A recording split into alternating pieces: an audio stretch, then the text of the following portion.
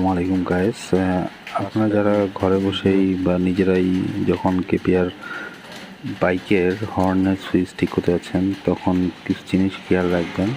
সেটা হচ্ছে যে জিনিসগুলো পরে খুলতেছেন সেই জিনিসগুলো এক সাইড করে রাখবেন, তাহলে আপনার কাজের জন্য সুবিধা হবে এবং নেক্সট টাইম যখন আপনি সেই কাজটা করতে যাবেন তখন আপনার বা লাগানোর সময় সেই প্রবলেমগুলো আর হবে না।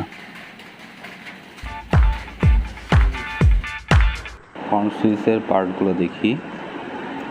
এখানে স্ক্রু ড্রাইভারগুলো রাখছি, আর এখানে হচ্ছে যেই হর্নের যে বা ইন্ডিকেটরের লাইনগুলো এগুলি এখানে রাখা আছে। এখন চলুন দেখে আসি হর্নের সুইচটা ঠিক হয় কিনা। প্র্যাকটিক্যালি আমরা এটার বাকি অংশগুলো দেখব।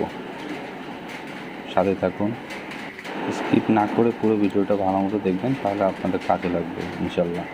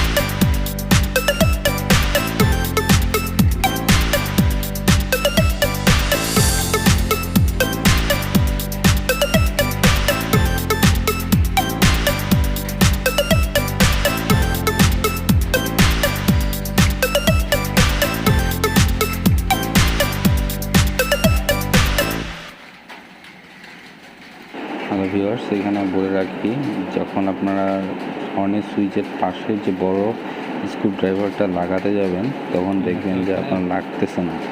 তখন একটু অ্যাডজাস্ট করে, একটু ডান পাশে অথবা বাম পাশে অ্যাডজাস্ট করে নাটটাকে ওইখানে লাগাবেন।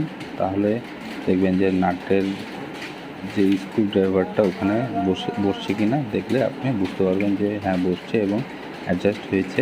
তখন আপনি অনায়াসে কাজটা সহজেই করতে পারবেন।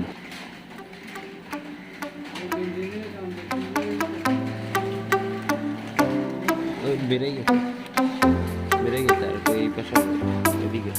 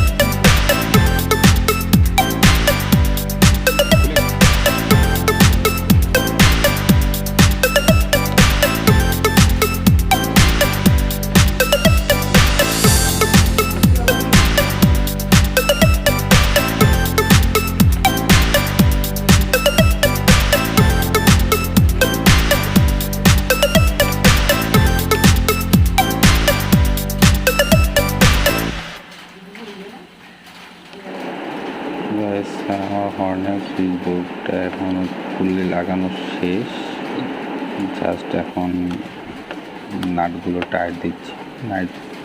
নাট টাইটটা হয়ে গেলে এখন আমি একটু করে দেখবো যে হর্নটা ঠিক আছে কি না, আগে সবগুলো লাগিয়ে নিই।